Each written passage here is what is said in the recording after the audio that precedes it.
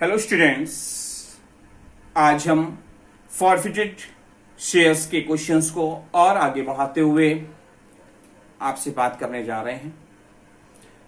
Question में दिया हुआ है कि D limited forfeited 800 shares of ₹10 each. D limited अपने 800 शेयर्स को फॉरफिट कर रहे, किसी शेयर होल्डर को उसने इशू किया होगा और दिया हुआ है फुली कॉल्ड अप ₹10 के शेयर्स पे ₹10 की हमने डिमांड की है, on which the holder has paid only the application ₹3 per share। Holder ने कितना पेमेंट किया है? केवल ₹3 का पेमेंट किया है, मतलब बाकी के ₹7 का कोई भी पेमेंट नहीं हुआ है।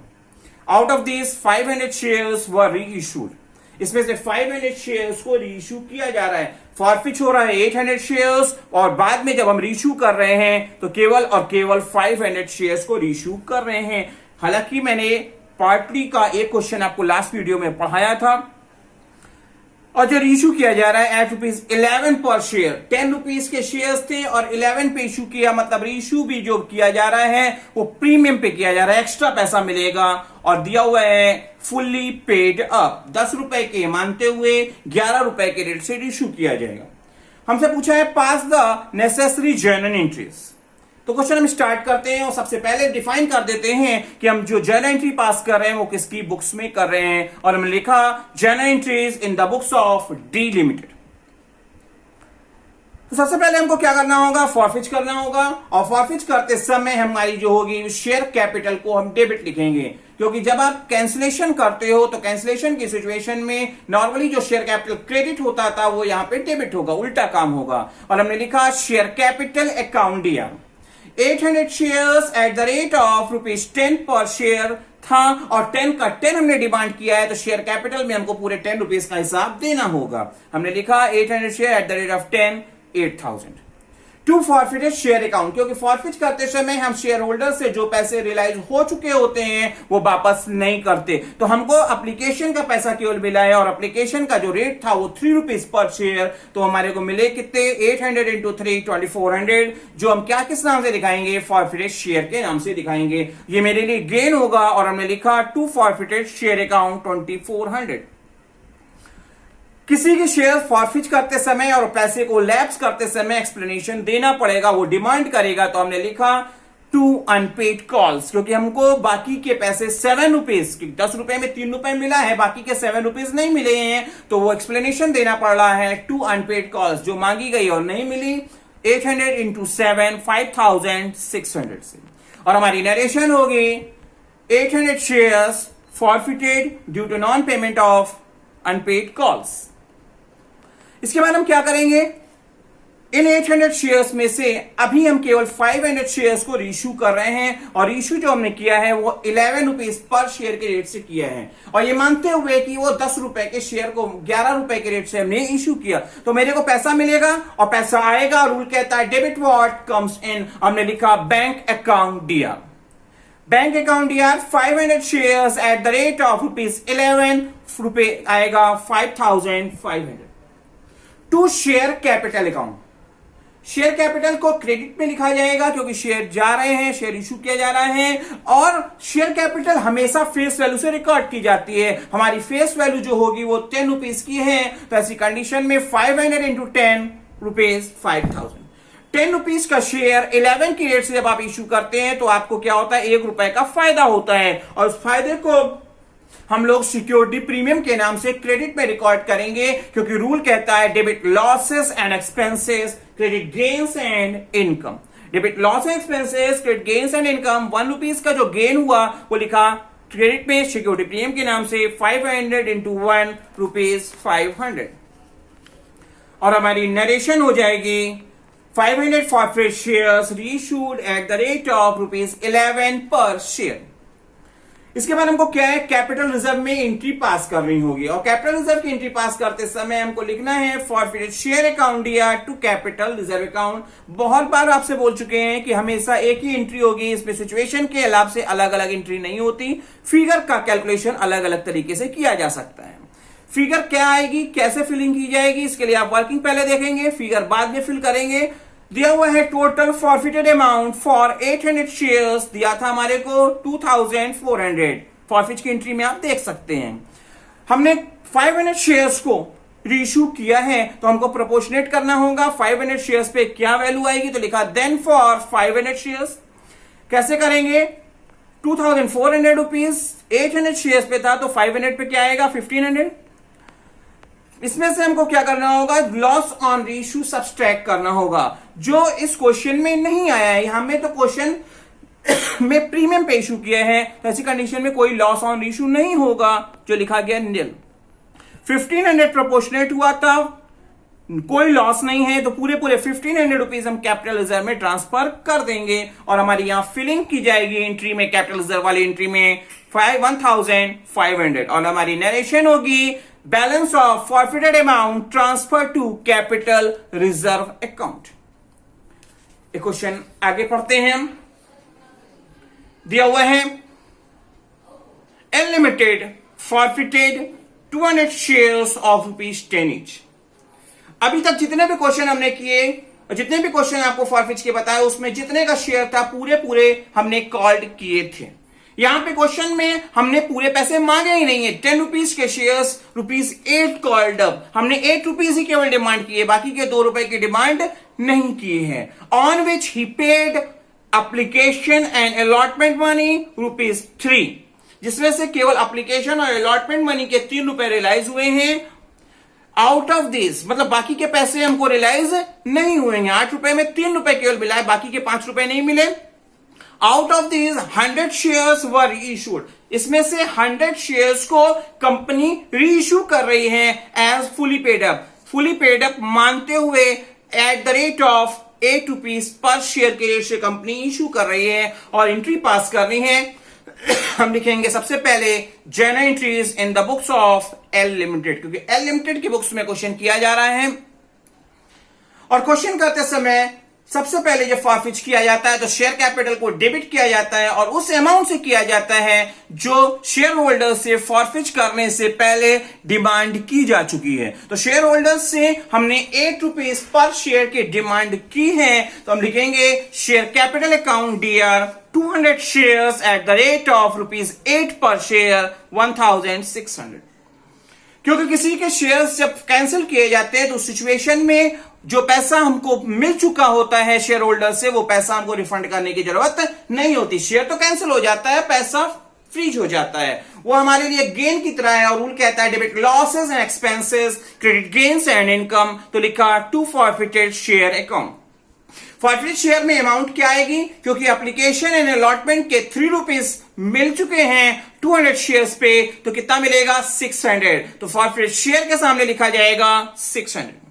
किसी के शेयर्स को कैंसिल करते समय एक्सप्लेनेशन देना पड़ता है कि आपने उनके शेयर्स को कैंसिल क्यों किया, तो 3 रुपीज ही केवल 8 रुपीज के अगेंस्ट रियलाइज हुआ था, तो रेस्ट ऑफ 5 रुपीज की कोई भी हिसाब नहीं बताया गया है। तो हमने लिखा to unpaid calls 200 shares at the rate of ₹5, हमको कितना नहीं मिला 1000। और हमारी नरेशन होगी 200 shares forfeited due to non payment of calls. पता नहीं है कौन सी कॉल है, इसलिए मैंने लिख दिया अनपेड कॉल्स या कॉल्स। आगे चलेंगे। फॉरफिच करने के बाद हमने 100 शेयर्स को रीइश्यू किया है। 100 शेयर्स 8 रुपीज के रेट से इशू किए, तो कुछ तो मिला, पैसा आएगा। रूल कहता है डेबिट व्हाट कम्स इन, हमने लिखा bank account dear 100 shares at the rate of ₹8, 800। 10 rupees के शेयर्स फुली पेड अप मानते हुए हमने इशू किया 8 रुपीज के रेट से, तो मेरे को 2 रुपीज पर शेयर का लॉस होगा। और लॉस को क्या करना चाहिए, डेबिट करना चाहिए, क्योंकि रूल कहता है डेबिट लॉसेस एंड एक्सपेंसेस। तो हमने लिखा फॉरफिटेड शेयर अकाउंट डियर और इसकी वैल्यू आएगी 100 shares at the rate of 2 rupees का लॉस हो रहा है, क्योंकि 10 का शेयर 8 रुपए पे इशू हो रहा है, तो 2 रुपए का लॉस है, तो 100 शेयर्स पे लॉस कितना आएगा 200 रुपए। टू शेयर कैपिटल अकाउंट जो हमेशा फेस वैल्यू से रिकॉर्ड किया जाता है 100 into 10 1000। और हमारी नरेशन होगी 100 shares reissued eight the rate of ₹8 per share fully paid up. इसके बाद फॉरफिच की हो गई, रीइश्यू की हो गई, तो कैपिटल रिजर्व की पास करनी होगी। और कैपिटल रिजर्व की कंडीशन में एंट्री हम लिखते हैं forfeited share account dear to capital reserve account. Figure की फिलिंग वर्किंग नोट के बाद की जानी चाहिए। नरेशन पहले लिख लेता हूं, balance of forfeited amount transfer to capital reserve account. Working पहले देखेंगे। हमने दिया हुआ है कि total forfeited amount for 200 shares दिया हुआ है 600। 200 शेयर्स को जब फॉरफिट किया था तो मेरे को 600 का क्या हुआ था, फॉरफिट अमाउंट आई थी। हमको तो रीशू केवल 100 शेयर्स करने हैं तो प्रोपोर्शनेट करना होगा। हमने लिखा देन फॉर 100 शेयर, तो 100 शेयर्स में कितनी फॉरफिट अमाउंट आएगी, 600 डिवाइडेड बाय 200 इनटू 100 आया कितना, 300। जिसमें से मेरे को लॉस ऑन रीइश्यू इस डील में जो हो रहा है वो 200 का हो रहा है, ये दिया हुआ है। 300 में से 200 रिकवरी में चले गए, रेस्ट ऑफ 100 रुपीज जो हमारे बचेंगे वो क्या होंगे, कैपिटल रिजर्व में ट्रांसफर कर दिए जाएंगे। और तो ये एंट्री में जो हमने अमाउंट अभी तक फिलिंग नहीं की है, हम अमाउंट फिल करेंगे 100 रुपीज। और आपको ये क्वेश्चन समझ में होपफुली आया होगा। थोड़ा सा और क्वेश्चन को समझाने की कोशिश करते हैं और एक क्वेश्चन और आगे बढ़ते हैं। दिया हुआ है M limited forfeited 300 shares of ₹100 each, ₹7 called up. जैसा कि लास्ट क्वेश्चन में दिया था वहां 10 के शेयर्स थे, 8 कॉल्ड था, या 7 कॉल्ड अप है। Non payment of first call ₹2 पर शेयर। फर्स्ट कॉल पे आपको ₹2 रियलाइज नहीं हुए। Out of these 100 shares were issued at ₹6 पर शेयर। इसमें से हमने क्या किया है, 6 पर शेयर की रेट से शेयर इशू किया है। क्वेश्चन में मेंशन नहीं है कि कितने रुपए का शेयर आपको मानना है। तो ऐसी सिचुएशन में आपने जितने रुपए पर शेयर की रेट से शेयर को फॉरफिट किया है उतने रुपए का शेयर ही मानते हुए आपको क्वेश्चन को करना होगा। तो आप स्टार्ट करेंगे और लिखेंगे journal entries in the books of M limited. M limited की बुक्स में जर्नल एंट्री हो रही है। हम फॉरफिट की एंट्री पास करेंगे और सबसे पहले हमको लिखना होगा share capital account DR. Forfeit की कंडीशन में शेयर कैपिटल को डेबिट में लिखा जाता है। शेयर कैपिटल में आप क्योंकि 10 रुपीज के शेयर में केवल 7 रुपीज की डिमांड की है तो हिसाब 7 रुपीज का हम देंगे। 300 shares at the rate of ₹7 होगा क्या, 2100। To forfeited share account, forfeited share account 7 rupees हमने डिमांड किया था, जिसमें 2 रुपीज फर्स्ट कॉल का नहीं मिला है तो बाकी के 5 रुपए मिले होंगे। और फॉरफिटेड शेयर में आप वो अमाउंट दिखाते हो जो पैसे आपको रियलाइज हो चुके हैं। तो 300 शेयर्स 5 की रेट से 1500 आपको रियलाइज हो चुका। हमने लिखा to forfeited share account 1500 to share first call. आप एक्सप्लेनेशन दे रहे हो कि फर्स्ट कॉल पे पैसा मिला नहीं है मांगने पर, तो 300 शेयर्स 2 की रेट से 600। और हमारी नरेशन होगी 300 shares forfeited due to non payment of first call. इसके बाद हमने क्या किया है, 100 शेयर्स को रीइश्यू किए हैं।